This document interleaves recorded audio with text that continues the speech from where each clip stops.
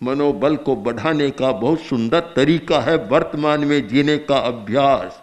जो आदमी वर्तमान में जीना नहीं जानते, केवल अतीत में जीते हैं या भविष्य में जीते हैं, उनका मनोबल घट जाता है कल्पना के आधार पर और चिंतन स्मृति के आधार पर।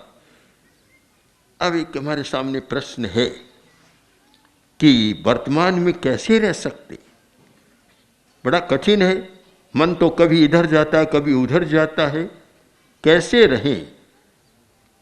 हमारे यहाँ भारतीय संस्कृति में, भारतीय विद्याओं में, चिंतन में दो विद्याओं का बड़ा विकास हुआ था, अध्यात्म विद्या और योग विद्या। चाहे एक ही मान ले, योग विद्या अध्यात्म विद्या का ही एक अंग है।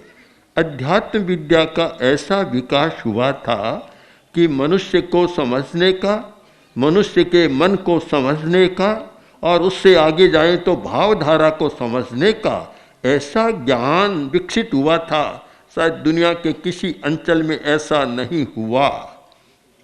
आज तो भुला दिया गया है, बहुत सारे भूल गए कि अध्यात्म विद्या हमारी कोई खोज है, इतनी बड़ी खोज है। मैं तो मानता हूँ कि जिस प्रकार पश्चिमी वैज्ञानिकों ने अणुवस्त्रों की खोज की तो एक शक्तिशाली खोज है, चाहे उपयोग गलत हो रहा है पर खोज तो महत्वपूर्ण है।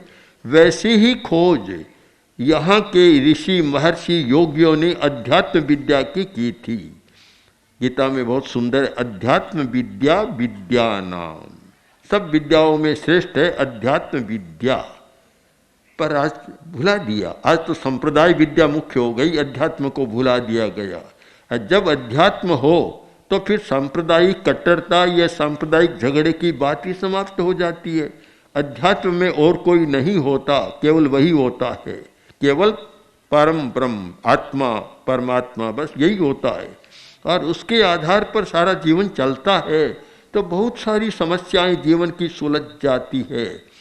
तो अध्यात्म विद्या का एक प्रायोगिक रूप, एक व्यावहारिक रूप था योग विद्या।